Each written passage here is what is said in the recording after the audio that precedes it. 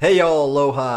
It's Daniel Aaron here. I'm so excited to be with my good friend, old friend, David Avocado Wolfe. And we decided we got so much to talk about. Let's invite y'all to join in on the conversation. David, good to see you, brother. Thank you for being here. Great to see you, bro. How are you? So good, it's probably illegal somewhere. Oh, I'd say it's probably illegal right here in America these days. No, I'm in Hawaii, so we're not part of America, brah. Mm, right. That's just an occupying it's an occupying government at this point. It's a funny place, yeah. Life is good. How are you? What's the word over there? You're in Houston at the moment, yeah? Yes, and I was just out watering the plants, and I've been watering the plants for weeks with no trouble, and I stepped on a scorpion and got stung on the bottom of my foot, and I immediately applied charcoal, and I just got the charcoal off my hands. They're not too bad. I think mostly they're clean now, but it worked, and it's working. That was about probably, I don't know, 75 minutes ago. Wow. Yeah. And so that just tells you, I mean, right now there's no throbbing. And if I had to define what's going on, it feels like I have a little piece of glass in my foot. That's where we're at now. That's awesome. I So mean, not that you have water and not that charcoal, it, just so for everybody's wondering, if you get stung by a wasp or anything, water and charcoal. And I did one time, Daniel, when I was up at Avalon, I did get stung in the eyeball by a wasp. wow. And that was a similar thing to what happened today. Felt similar, a little bit more intense today. I would say that was a little bit more. Scorpion's a little bit more electrical, but the best thing to do is I just put water on my finger, put that in charcoal, put it in my eye, directly on my eyeball, and that sorted that out in about 20 minutes. So much so that within, I don't know, a half hour, maybe it was an hour, I can't quite remember. It's been a few years now. I was able to drive away. That's amazing. Well, and I'm glad you put it in the context because it's so valuable for people to know that when something happens, we don't necessarily have to, and probably don't want to, go to some authority in a white coat. That there's probably in our home, especially if we, are smart about it and have things like charcoal, probably a remedy right there for us, right? Yes, always. That's why it's so important to continue to educate yourself about health, because there's just simple thing like this thing. If I did not immediately do what I just did on my foot right there, right now I'd have my legs up on a wall. I wouldn't even be able to do this call. They'd be like pulsing and throbbing, and it probably would affect me for 3 to 4 hours, if not longer. And we've almost quenched it here in 75 minutes. So that's just the power of just continuing to look. And sure, I could have done other things on my foot. I could have done another strategy. Maybe I could have tried to suck the poison out or whatever. But iodine on it, put silver on it, and all those things probably would have been good to some degree, but the charcoal works the best. That's awesome. Well, and I'll tell you a quick story of a similar occurrence I had, though without going too far into the science, and I know you could go really far into the science, would you say why does that work? What does charcoal do that made such a big difference? Charcoal is a tremendous drawing agent, and it tends to attract to itself things that have a different charge than the natural biology of a human being, a mammal, a reptile, a fish. Any living thing actually can benefit from charcoal as a detoxification agent, both internally and topically. And I stumbled into it, really, Daniel. I got to tell you, you know how long I've been at this. It's somewhere around 20, I don't know, 2015. That's when I really went headlong into the charcoal research, and I was amazed. I was shocked. It's so simple. It's so obvious. It's so basic. It's so original, and it's so available to anyone. And I was like, it's a universal cure. And that's why I take charcoal every day. In fact, not only did I put it topically on, but I took about 6 or 7 capsules, that's about 2,500 milligrams of charcoal, just because you want to clean your blood out. You don't want that thing to go deeper into your body, and it's working right now. It's definitely not going deeper into my body. It's being drawn out, and even as I'm speaking to you right now, it's getting better and better and better. I'm really happy with what happened. That's cool. Yeah, and I start every day with charcoal, lemon water, and I learned that from you, and I'm super grateful for it. Um, so here's what happened to me. Some years ago, I was living in Bali. I was driving on my motorbike through Ubud, the area, right? And as I'm driving, I'm like, ow, ow, ow. And I look down at my hand, and there's a big old centipede on my hand. As I'm driving the motorbike through traffic, So I'm like, and I take my hand, I'm like, like trying to throw it off, but it was in and it was not coming off. So there's nothing I could do because if I tried to do, I was on the motorbike, it was dangerous. So I had to wait probably at least 20, 30 seconds before I had a safe pullover. And then I finally got it off. And I was like, oh man, it hurts so much. And what am I going to do? And so I thought, I guess I got to just go home and see what I can do with this. So it's about a 10-minute drive to get home. I get there, and I kid you not, this hand had ballooned up. I mean, it was like, it was gross, and it was like 3 times the size of my other hand. And so I'm like, the first thought I had was like, all right, there's got to be essential oils that are going to help this. And at the time, I had this big lab full of essential oils. And so I went in to my computer. I'm like, I'm not even sure which ones are going to be good for this. And so I go to my computer to start researching. I had to like use my other hand to click because I couldn't even move the hand. Figured it out, got like 4 essential oils, went over to my little lab, put them on there, rubbed it around, and in 15 minutes, my hands looked like the same size. I was astounded. Wow. Yeah, it was amazing. Wow. It was That's super cool. incredible. Whoa. So this centipede was one of the big kind then. It had like literally burrowed into you. Do you remember which four essential oils those were? Which what? Which essential oils that you used? Oh, yeah, because I make I make sure I always keep them around. I don't know roughly, but I know the types of oils. It would have been clove, tea tree, cinnamon. I think I used. These ones that are super strong, antibacterial, have to be diluted, right? Especially like clove, because clove's really good as an analgesic in the mouth. But if it's straight, it can burn also. Um, there was at least one or two other ones, but those are the main ones that are coming to mind. It seems like cinnamon, if I recall correctly, we've used that in Hawaii as an insect repellent. So, like in cabins out in the woods, you just basically put cinnamon in the corners, when you're deep in the jungle, and that works. That keeps the ants out, that keeps centipedes out, and maybe there's a universal principle at work there. Maybe it also neutralizes the sting. It's fascinating. And then cinnamon really great for normalizing blood sugar too. Such a powerful, potent friend cinnamon is. It's one of the great ones. There was a guy, Bernardo Lapallo. I think he lived to be 114. He was in our community. He was in the raw food community and superfood community. And one of the things he lived on was cinnamon tea. He considered that one of the great longevity substances, which makes a lot of sense because as you get older, the tendency is towards more of a diabetic condition, sugar, metabolism problems, etc. And cinnamon neutralizes that. So I thought that was a cool insight. If you think about the general population, probably 40% of the population is heading that direction right now. And what would be the natural remedy? Cinnamon tea. Yeah, that's awesome. That's super cool. I hadn't thought of it that way. Right on. Well, so Yeah. let me ask you this. Right, everything I do in my work with clients, students, is all about how to create vibrancy. Right, and my sort of greedy, holistic philosophy is that in order to have a vibrant, great life, we need to be hitting it on all fronts. From our physical vitality to our emotional well-being to our financial lives to the contributions we're making in the world to our spiritual lives, and that's really where it starts.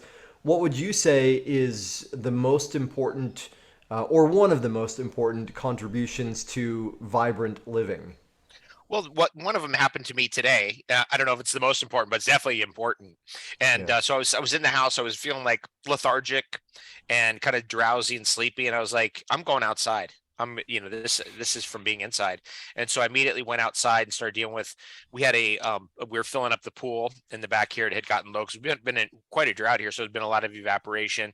And I just went out and started watering and immediately got into nature barefoot. That's why I got stung on the bottom of my foot, and it just completely changed that whole pattern. Gone. It disappeared completely, and that just tells us something about being lethargic, right? Let's say we're in a home that has processed air, and the air is basically stale. I mean, indoor air pollution is 5 to 10 times as bad as outdoor air pollution, sometimes worse. Hmm. And You just imagine breathing that in all day and you're just in this lethargic state. As soon as you go outside, you start training yourself to all the birds, the bees, the plants, the trees, everything that's going on in nature. You're, especially if you're barefoot, you're picking up the forces, the telluric forces or Schumann resonance is coming out of the earth itself. You're under the heavens and the stars and the clouds and everything else. And it's just a way of immediately putting you back on track. It's adding or stacking the odds into your favor. Yeah, nicely said. And you used, I think, if I heard you correctly, you used one of my favorite words as you were saying that. You said entrains you to, is that right? Yes. Yes. All right. So I use that word a lot in various different ways. What's your definition? How do you use it? Okay, so I would use it in the context of like frequency. So the higher frequency, you'll be entrained to the higher frequency. So if there's competing frequencies, the higher frequencies will entrain you to them or pull or draw them to you into resonance with them. And so I kind of see it as a resonance phenomenon, right? Entrainment is resonance. How about Yeah. you? Awesome. Well, so yeah, it's very much the same, right? Like so much of what I do is about vibration. I've got a program called Living the Vibration of Vibrancy, and so in that we talk a lot about doing a inward process to resonate or entrain to whatever it is we want to live, experience, create in our lives. And so I think of it, entrainment as just any two bodies that, because every body has a vibration, right? Everything, every imagination has a vibration to it. When they come into proximity, they align to the same vibration, right? That's what it is. And it's funny, for years I said, and back when I was leading transformational breath, I would say, when any two bodies come into physical proximity, then they entrain. And I've had to untrain myself from saying that because now I realize they don't have to be in physical proximity. They just have to be in connection. They just have to be, in a quantum sense, entangled. And if they have that, which is amazing because then we can imagine, think about something, and we are automatically entraining to it for good or to our own detriment also. Right, that makes sense. Now, is that a rooster that I'm hearing in the background? I was like, is that a rooster? Oh, there we go. That's what it is. Feels like we're in Hawaii, but you are in Hawaii, and that's part of it. Now, one of the things I've been doing, Daniel, is I've been doing a lot of this, right? I've been going and playing a lot of this stuff. And what I've noticed about any instrument, but I'm a drummer, so it's this instrument that's the primary teacher for me, is that if I watch somebody play, I immediately start playing like that, and I immediately am capable of playing the things that they're playing if I'm able to watch them. So there's different learning abilities that we have. It depends on you as a person. Like for me, when it comes to music, I need to hear it and I need to see it. And if I see the way that the person's doing it, then I immediately start picking up those habits. Some people, they need to feel it. They've got to be there right next to that person. They got to feel it. There's different ways that we learn. And so there's different strategies that we need to use for ourselves. Now, one of the things that's happened in our culture is that there's been an enormous surge of information, video information that's gone online in the area of music. So we are seeing people being able to play, like there are young girls now just ripping up Randy Rhoads licks all over the place on guitar. Young girls, 7-year-old girls, 8-year-old girls, like that. It's got that crazy because they can see it and they can hear it, and oftentimes they have a good teacher so they can be right there and feel it too. And this is all in online for the most part, and this is causing a major change in music. I spent about 5 days this week playing a lot of music with my friend Dr. Dave. Dr. Dave's most well known for his work on telomeres and longevity and stem cells. And as a hobby, he's a guitarist. So we met 10 years ago at least at a longevity conference, and we just became friends. And over the years, he's been getting more and more and more into guitar, and I've been getting more and more into drums. And he likes the kind of metal music that I grew up with, like the Ozzy Blizzard of Oz and Crazy Train and Don't Ask Me, I Don't Know, and all that other stuff. And so we've been playing that stuff, and it has been epic. I mean, just incredible. But we've also been researching. We've been seeing, like, look at this young girl. She's 21 years old. She's ripping it up. I mean, I'm talking ripping it up better than any guitarist I even knew about in 1985. That shows you the power of entrainment. Yeah, it's amazing. And the way in our culture now, in the world we're living in, information is expanding so much. it's so much easier to access that kind of stuff. So what you alluded to something there that I also share about and teach about, and I think actually going back 25 years, maybe something like that, is when I first heard of NLP was from you, right? When we were hanging out on the raw food train, and so what you spoke about, another way of saying it, I think, is sensory modalities or different types of learning. And absolutely, people have different ways of doing it, different proclivities, natural ways. Will you say a bit more about that? How do you work with it? You have to find out which one is the right one for you. How do you learn things? That's very important. Some people need to see it. Some people need to see it and hear it. Some people need to feel it. They need to be in the room with the person that's doing the yoga or playing the drums or playing the guitar, whatever they're doing. And you have to find that for you. You know that great Socratic saying, know thyself. Well, this is really one of the key discoveries of our time. I picked it up originally at Super Camp when I was 14 years old, and it was a big part of the 10 days that we spent up there in Bear Valley, California. And it was almost a miraculous discovery. I was like, whoa, I'm basically an auditory learner. That's what I found out. I wasn't really a visual learner, but now see all these years of listening to the drums. Now when I see it and hear it, it's a whole nother thing. I mean, this is amazing. What's happening with the audio, and we're going through a revolution actually in music and almost anything else that's related to people who are auditory and visual learners due to the online learning. Yeah, it's amazing. That's super cool. I didn't know you went to Super Camp. I Years ago when I was in Bali also, I discovered Super Camp and the way they work with accelerated learning methodologies, and it's amazing. I mean, amazing what we can do to accelerate our learning to get better at stuff. Um, yeah, that's cool. It reminds me also of the Inner Game of Tennis, right? Incredible book which influenced me a lot in teaching yoga and coaching people. And the importance of, and this connects to entrainment as well as the sensory modalities, who we surround ourselves with, right? You know, if we want to learn something, well, we got our teacher down the street, maybe great, or we've got like somebody who's world class that we might be able to access on YouTube or someplace in 5 minutes. That's amazing. It's crazy. Like, you know, I curate my feed, let's say on Instagram. So if I turn on Instagram right now and am I going through my feed, drummers will come up playing certain sections of songs, and I'm able to see that every day. I mean, think of how crazy that is. To Beethoven wasn't able to study with Wagner or any of these other people. I mean, he was like the guy in his time. And so he was just a natural genius and he naturally brought it all through. But imagine what he could have been.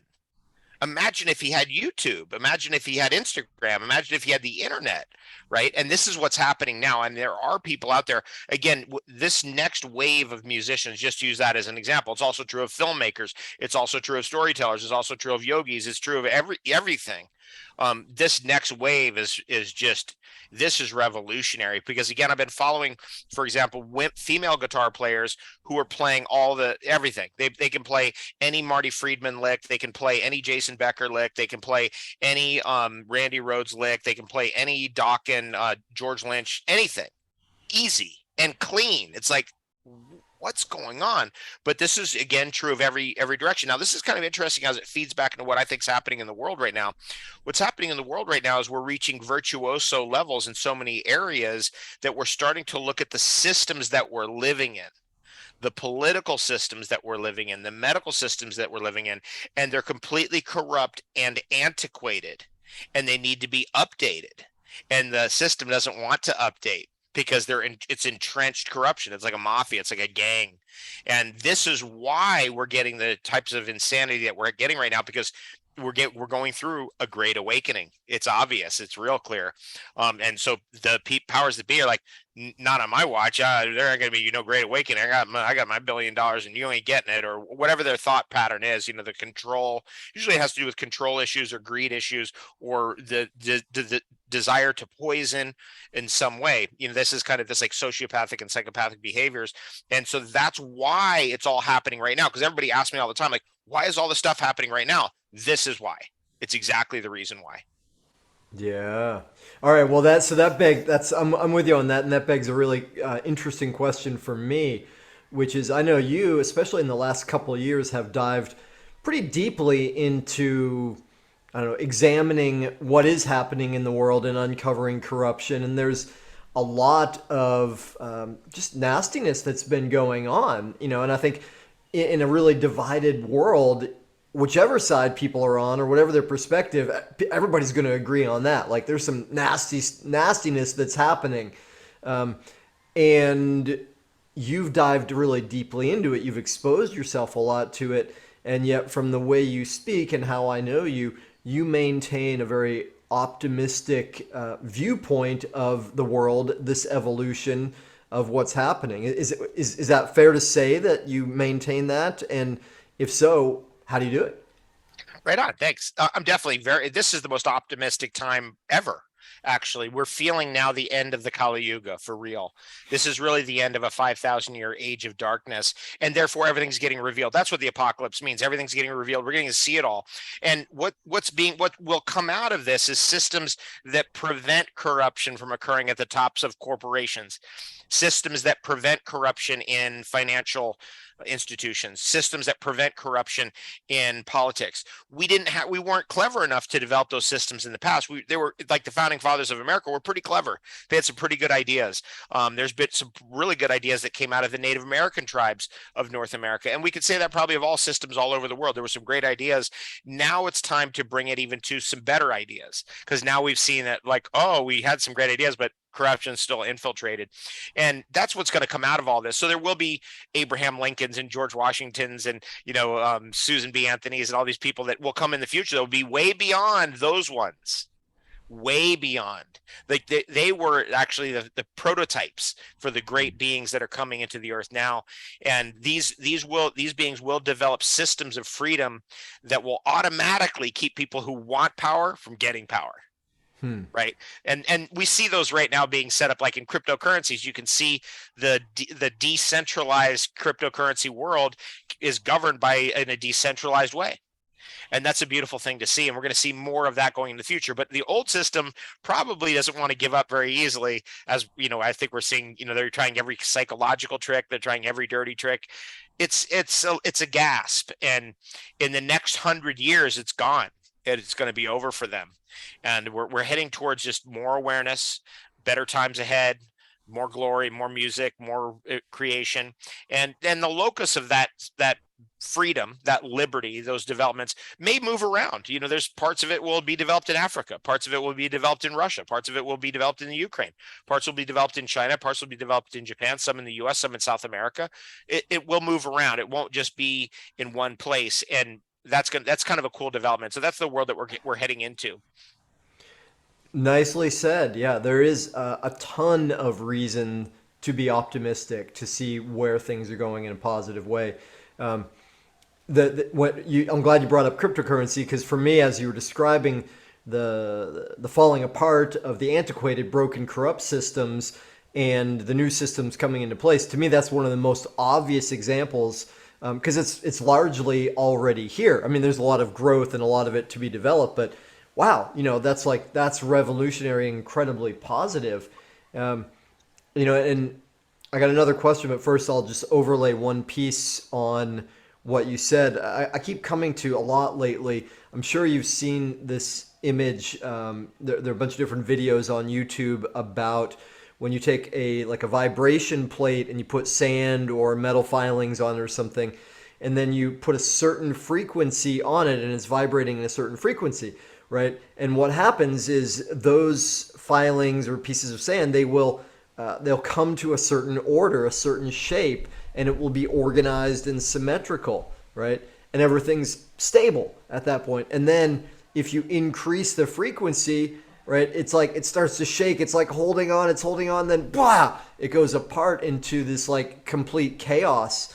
And and of course that happens in our own lives when we go through things. We have challenges. It's like, now I feel really horrible. Well, that's because chaos, and that can be because we're raising our vibration. And then at a certain point, the filings, right, will reorganize to a new shape, a new order. It's more complex, it's more beautiful, and it will stabilize for a time until the frequency changes again, right? And it feels to me like we're collectively in one of those, like, we're going to a different vibration, call it evolution of consciousness or whatever. And yeah, it's like it's wanting to hold on, but it's not going to be able to, of course. Right. That brings us back to this idea of resonance and entrainment. There's another term that's really important, which is called phase shift. Phase shift. So for example, when you have like cosine and sine, like if one's ahead of the other like that, then they're out of phase, but if they're both together, then they're in phase. And that's a very important concept in radionics and other forms of interesting healing strategies that use energy healing from a distance. So for example, like a lot of times you've seen my little device, my little radionics device, where I put my hand in one side and it copies all my frequencies into all of the, let's just say, I've got right here, I've got one of my favorites actually. I've got some Dragon Jing right here. And so what I like to do is I like to take these, I just bought this from Ron Teagarden, and this doesn't have any of my frequencies in it. I want to copy my frequencies into this before I even ever take it. And that is, we call it radionics, but radionics is like a bad word according to the old antiquated system. So maybe you're going to call it, bring it into phase with you or resonance with you.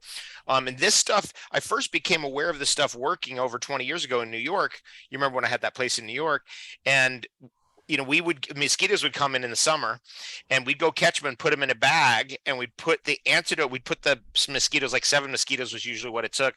You put 7 mosquitoes in a bag in one side, and then you do the antidote frequency of the mosquitoes into a bottle of water, a spray bottle of water.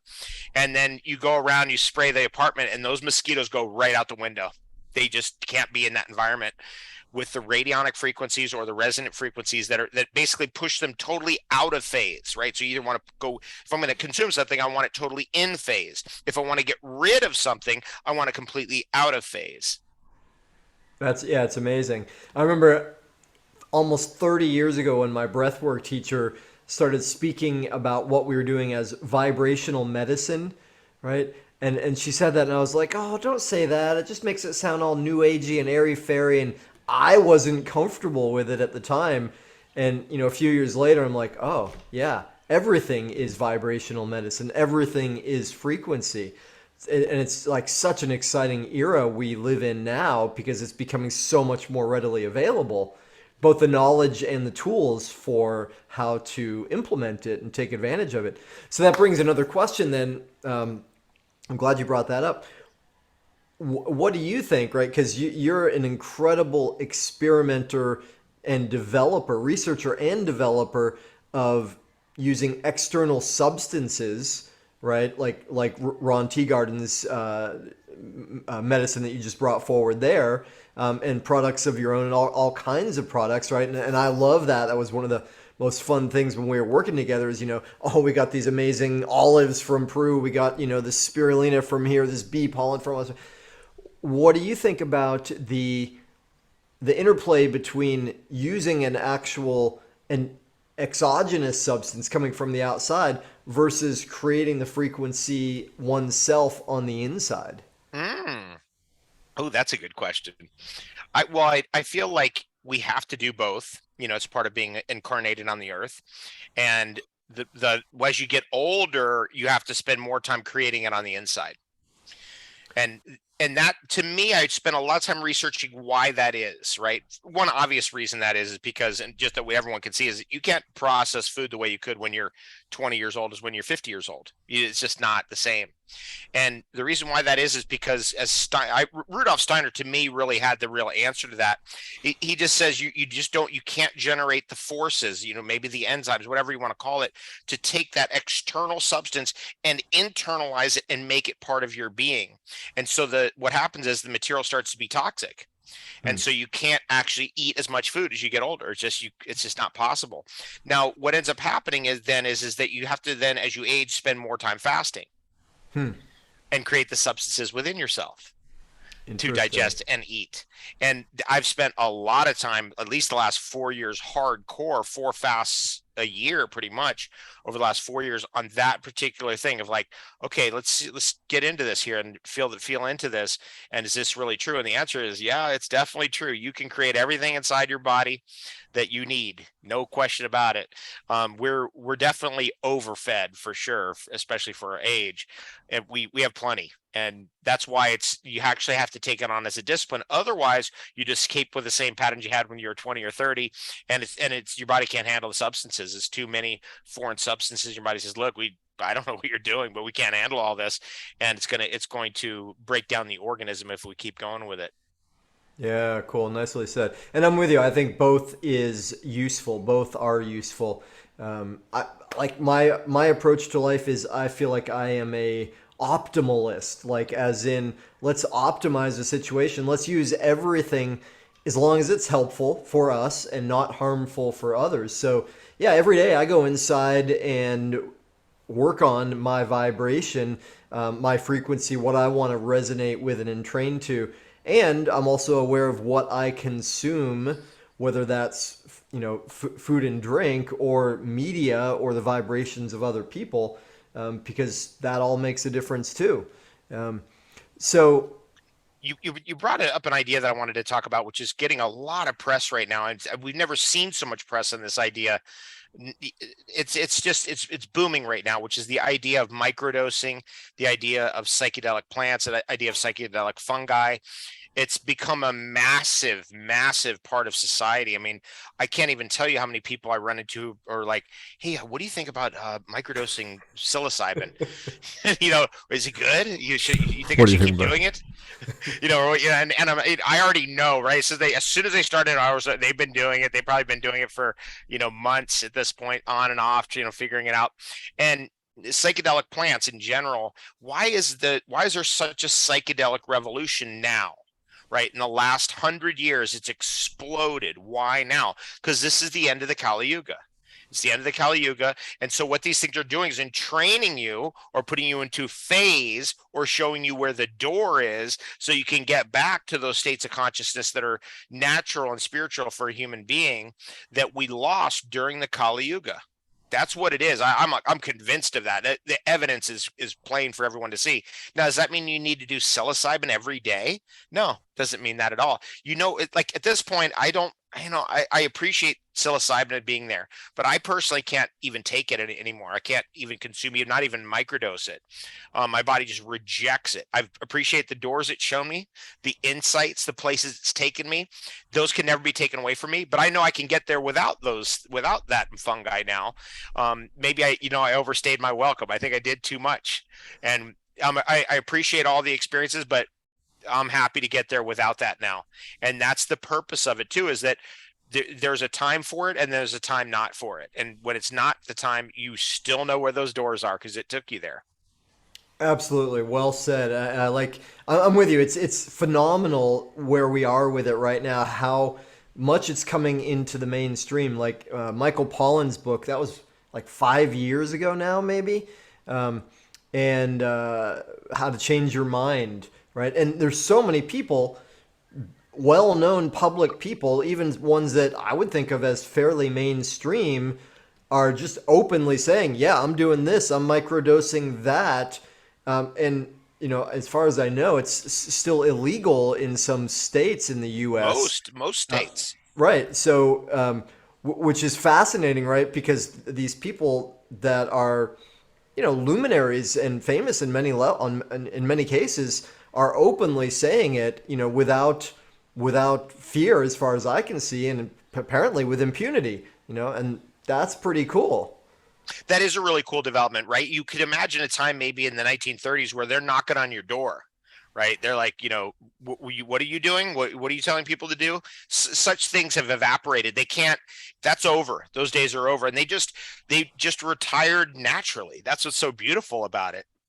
We don't even if somebody's microdosing, they're never thinking the cops are coming to the door and carrying them away. It's not coming up anymore. And that's kind of what's going to happen to all of this stuff. All the tyrannical mandates. Remember the tyrannical whole thing against cannabis, so the reefer madness and all of that. Now luckily we've gotten to a point now where they've just decriminalized the whole thing for the most part. Obviously still at the real institutional stuck old levels. It's still, like the federal government of the United States are still, no, it's illegal and all that. But eventually it'll be over. And what will also be over is the control of hemp for other things like building materials and all the amazing things you can do with hemp, right? It's the best carbon trap. It's the best paper. It's the best building. There's nothing better than hemp bricks. There's nothing better than hemp stucco. And it just goes on. I mean, I was at a hemp building event a few months ago. It was fantastic right here in Texas. And it was just so cool to be in the building. The building breathes. So it stays cool in the summer and warm in the winter, but the air doesn't get trapped. You don't feel a staleness at all. It's just beautiful. So all of those things are coming too, and they'll kind of happen automatically. All of a sudden, there won't be any attention on it. Yeah, yeah, yeah. Well, and that's just to go back for a minute with the psychedelics and the microdosing and the way that's coming in, so rapidly and big time into the popular culture right now. That's very much, one, like we were talking about before, of the old systems breaking down. Also very much like cryptocurrency and the power of the decentralization of that, right? Because there are so many voices speaking about psychedelics in a positive way that you can't stop it because there's so many voices everywhere speaking about it, and those systems are gradually breaking down. There's always those who are ahead that are shouting, "Hey, this is the way we do things now," and the old ones are like resisting and saying, "No, no, no, no, but we did it the old way." So, all right, two things I want to go to. One is, since you mentioned about fasting before. And I did the kind of cleanse that you're working with now with you, I don't know, maybe 3 years ago. And that was revolutionary for me. That was the first time I'd gone on an extended period with just water, right? And it changed things for me in a big, big way. And since then, I've been doing a lot more of them regularly. So you're still doing those cleanses periodically, and people can participate in those. Is that true? That is correct. We've got one coming up September 6th through the 20th, 2022. Depends on if you catch this, before that or not. And then we do add that bonus extra week, which is the 20th to the 27th, to do the water fasting for anybody who wants to join us on that. And those first 2 weeks, we're just showing people how to cleanse. We're showing people how to gradually bring their calories down, how to go to one meal a day, how to go plant-based, how to make sure that you're staying hydrated. So we're drinking. That's one of the big ones, I have to say. The last 4 years, all the fasting I've been doing, the water fasting, has shown me how little water I'm actually drinking. So I have majorly upkept my water living this far south in Houston, because otherwise you just can't make it. It's just, I've learned that in Hawaii too. You have to drink lots of water, even a gallon, 4 liters of water every single day to really be at the level that you need to be. But I learned that as a real strong lesson from fasting, because when you're fasting, you actually do meet your water needs.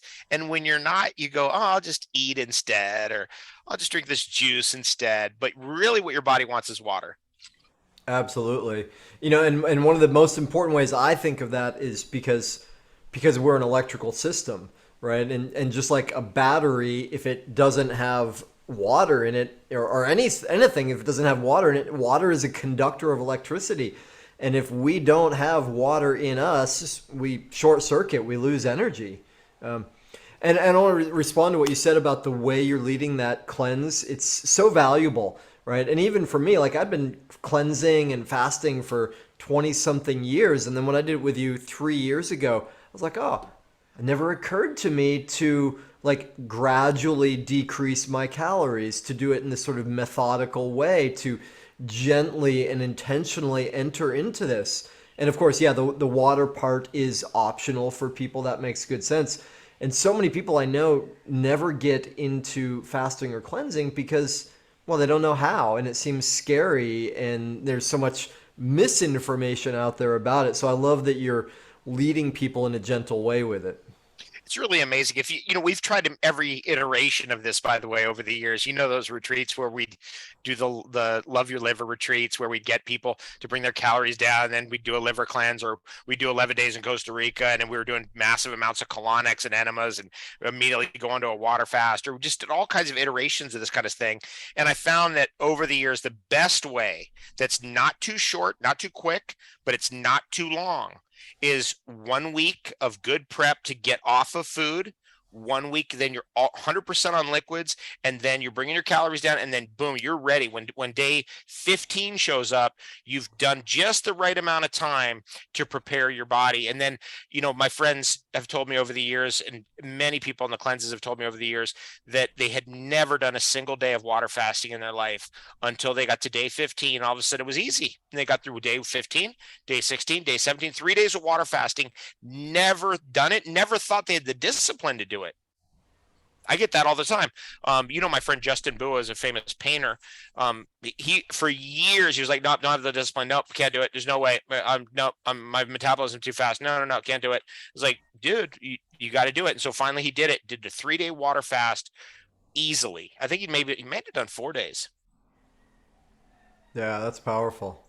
Super cool. All right, so this is a little bit of a departure, but still in that general realm we've been discussing about the breaking down of old systems, the new era coming in. I had an experience recently. It was before the current war that's happening was going on, or it was just starting. I was visiting in Puerto Rico, and so I was there with my daughter, and we had like a free morning, afternoon. So we're like cruising around Old San Juan, checking it out.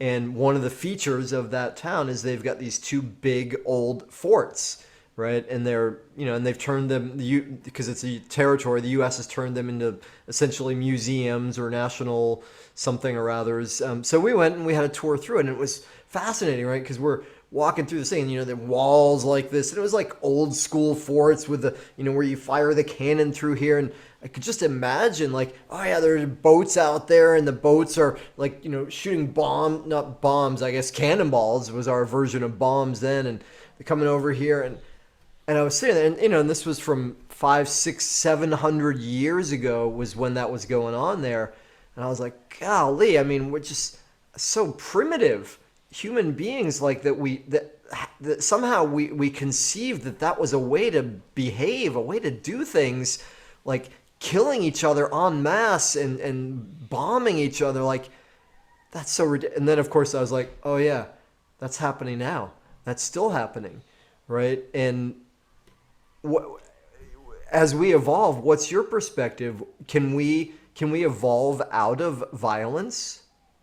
Yes, we definitely can. I mean, this is something that I feel is really appropriate today, because in the old days, liberals were against wars.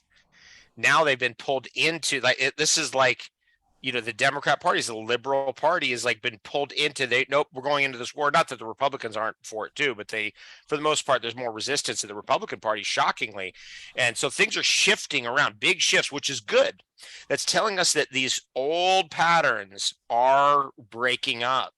And that's a good sign. So eventually people will realize what this is about. What this is about is to keep the entrenched powers, especially the financial powers, the centralized bankers, in place, right? They don't want anything disrupting their power. So they have a problem with centralized banking, which is eventually there's too much debt that's created when the money's created, right? So all the money we have today is created with a debt attached to it. That's not the way it's supposed to be created. The way money is created is, like, let's say you're over on your side of the river and I'm on my side. I've got durians on my side. On your side, maybe you have Rolinia. And I'd like to, eventually trade with you, some durians for Rolinia, and I'm sure you'd like some durians. Yeah, I would. Yes, please. Thank you. Okay, so then we build a bridge over that river, and that river represents a value that we've created. And we could suddenly create anything. We could say, let's take any scarce resource, wampum, right? We could create cacao beans and say, hey, the cacao beans, we'll say 200 cacao beans now correlates to that bridge. That's the value. And then later, let's say we put a road in. Okay, we'll say 100 cacao beans is for that road, another 100 cacao beans for that road. This is how economies are generated. And we just take a scarce resource and attach it to the infrastructure. or the creation, things that we've created. The way it's done today is, oh, we're going to borrow the cacao beans. It's totally makes no sense. So what happens then is that eventually it's musical chairs. There's more money that's demanded back by the bankers lending out than there is money in the system. That's why the banks are always the biggest buildings in the middle of cities and all of that. And eventually what happens is that card game, that musical chairs game runs out for them because there's no more moves left. This is what's happening in Europe. It's going to cascade over here. And it's a usury and banking problem. And so what they'll do is they'll create a war to masquerade that problem and then reset the money system and say, oh, we're getting rid of all the debt, the $40 trillion, which is all fake. There's no debt. It's the money was lent out at a debt that shouldn't even have been there. We created it. Look how much infrastructure we have. Look at all this infrastructure. I've got all kinds of books here. Look at this window over here. I've got all this stuff. I've got these computers, all these communication devices. There's more created stuff than it's almost unimaginable. That means there should be more money than is imaginable. We could all live in abundance, but the bankers say, no, we are the only ones who control the money and you have to come get it from us. That system will be broken up by us discovering it, and the way that they try to masquerade that and try to block people from discovering it is to create a war as a front game. And so this is, mark my words on this, is the real reason for the Ukraine war. Has nothing to do with what we're being told, has nothing to do with Putin's aggression. We could just say the Ukrainians were just as aggressive in the Donbass over the last 8 years with the war they were fighting there against the Russians. I mean, it's just made up who's in the right. I mean, the Ukraine's the most corrupt country in the world. Russia's the second most corrupt of the major industrialized countries. So, we can't say one's right or the other. But at any rate, this is all a masquerade that's been developed by the world bankers to get away from their money problem and to develop a new Bretton Woods, which is they want to push in their centralized digital currency and then have total control. And what do we want? We want decentralized. We're trying to go the other way. And that's an important thing to realize in the dynamics of what's happening here so that we don't get pulled in. Once we get that dynamic understood as the human race, that the bankers have been causing all these major catastrophic wars, World War I, World War II, the Civil War in the United States, and many other wars that have gone on through history, then the amount of violence on earth is going to go way down. And eventually then we can have symbolic battles where we say, hey, we're going to put our MMA fighter up against yours. We'll do it that way rather than just, these massive missiles and attacks and this crazy thing, land mines, and it's horrible.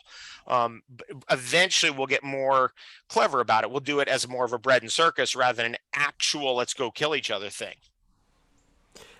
Well said. Yes, I'm with you. And it's there are those who have been profiting off violence and war forever, right? And I love the thing that Henry Ford said. I think of it often these days. It's just as well that most people don't understand how the financial system works, because if they did, we'd have a revolution by morning. And yes and no, because, well, maybe we need a revolution, or maybe we need a evolution that's a little bit slower, that doesn't involve everything being destroyed. Either way, it's coming, right? It's coming. And I kind of see it. There's a real possibility through what we've seen with cryptocurrencies that it's going to happen naturally. Because if I don't need their money, like people are like, Bitcoin could be used for drug smuggling. It's like, and the US dollar couldn't? Like, what are you talking about? The US dollar has been used for more wars, drug smuggling, more problems, more violence than any currency in history. So if we switch away to other types of currencies, Bitcoin being the most obvious and the most well known, but we could even go, like, I'm meeting on what's today, Monday? I'm meeting on Wednesday with the guys at the Home Token, which is a worldwide community of people that are going to create a cryptocurrency that's for that community, and I can exchange value. I can say, hey, yeah, I'll take your stereo for 10 tokens, and you want this? Okay, yeah, you can buy it for 5 tokens. Once we're doing that, their whole money system's out the window. We don't even need it anymore. That's what's coming. So I suspect there might be a soft revolution that just eliminate it. We don't even need their thing because it's happening in so many places at once. They can't do anything about it. Yeah. Well, I mean, that kind of points to that great aphorism that when somebody knows better, they do better, right? So if there's a better option available and that becomes obvious, well, people will go to the better option. That's the schematics that you were talking about. It looks like chaos, and all of a sudden we get into the other frequency, and everything goes back in this crazy, awesome pattern. That's coming, and we're in. You're right. We're in a phase shift. I think this is the time of one of the greatest phase shifts historically, and there's a dark side to that, and there's a light side to that. And the dark side, it's good to know the dark side or be aware of it, because that informs you of what the light side is, right? Knowing what evil is helps you decide, which way you're going and what the good is. So that's why, I've been looking, like, okay, who's in the right here? What's going on here? And I've waited out over many years, and I've come to some conclusions that have caused me to say, you know what, I'm on this side now. Yeah, nice. I'm with you. There's another expression that's come to me a lot lately, a Chinese sage saying, which is, if you want the truth, just let go of your opinions, right? Um, and so that brings me, maybe I'll ask you one more thing. I want to get your take on this, and then probably good we wrap it up. But you mentioned the word evil, and this we're in August already now, and I'm going to share what we're speaking about with my community soon. And the theme that I'm sharing about in this month is gurus, right? Gurus, teachers, villains, saints, lots of different perspectives on it. And a friend of mine who is considers herself a moral philosopher, and rightly so, she asked me the question the other day, is evil necessary in the world? So here I am teeing up for you that question, as well as what's your perspective on gurus?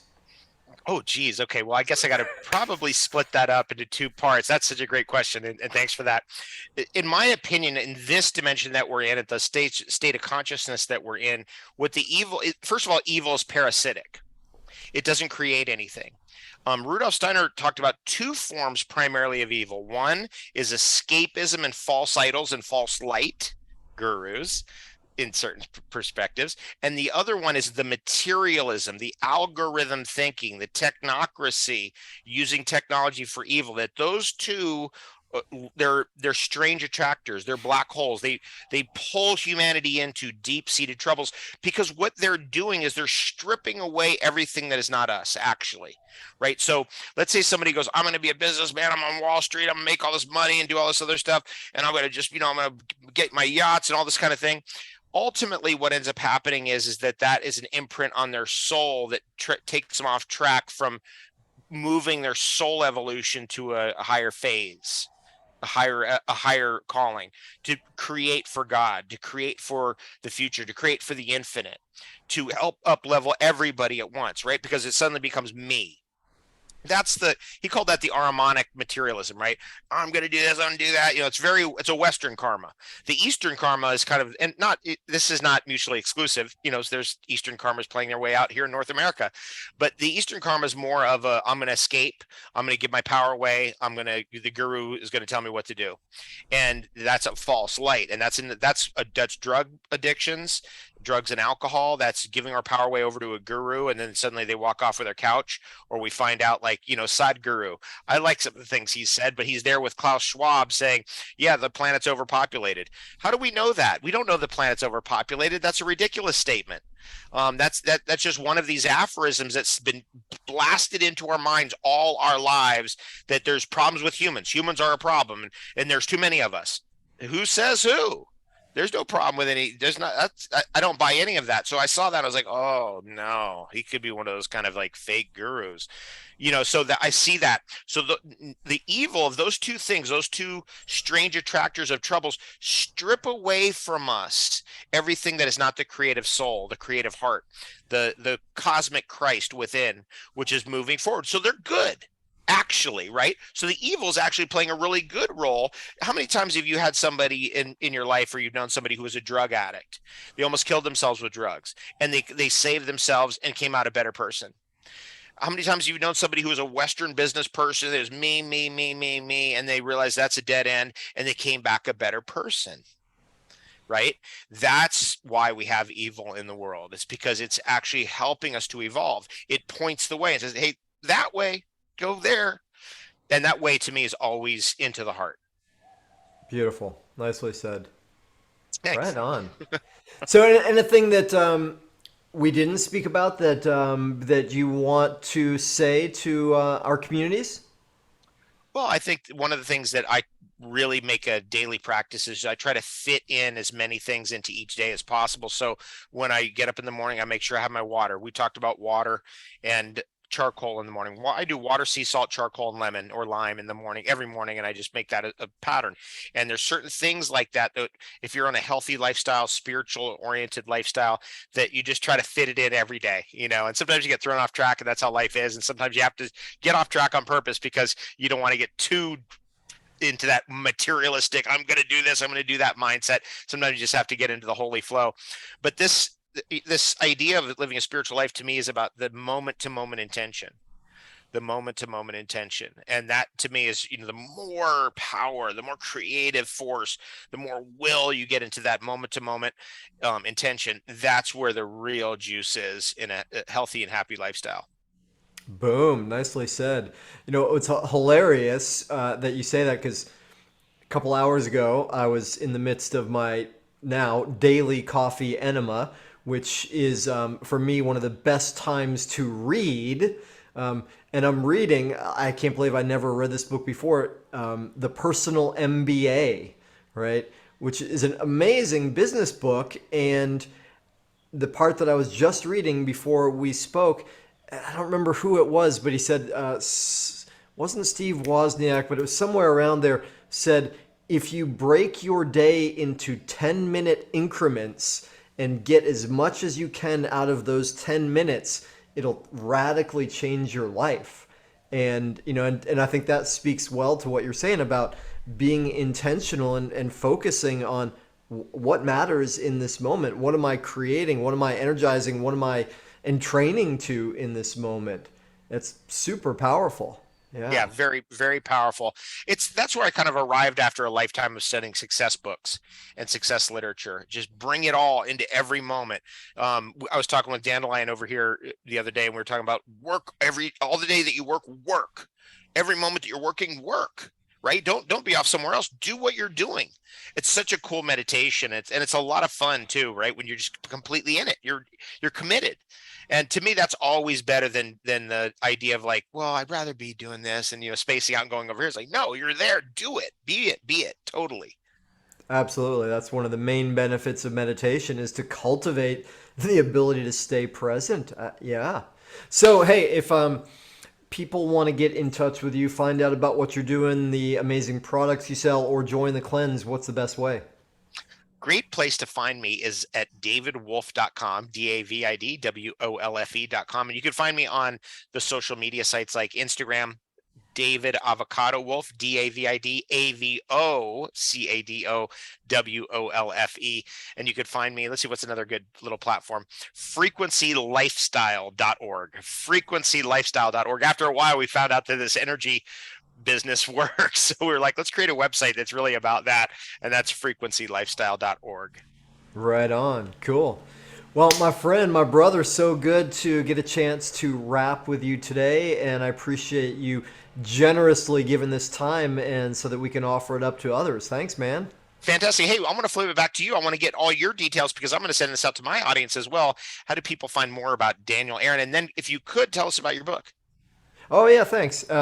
Well, yes, we are the brothers of five-letter first names and last names. So same for me, DanielAaron.com, and that's AARON, or as we might say, AARon.com. That's one of the best ways. And I'm also on your favorite social platform, be it YouTube or Instagram or Facebook. Can find me there. Just Daniel Aaron or Daniel Aaron Unlimited. And my book, thanks for asking. Yeah, you touched on a few things that I go to. It's here. It's called The Art of Spiritual Leadership, 40 Laws to Transform Your Life and the World.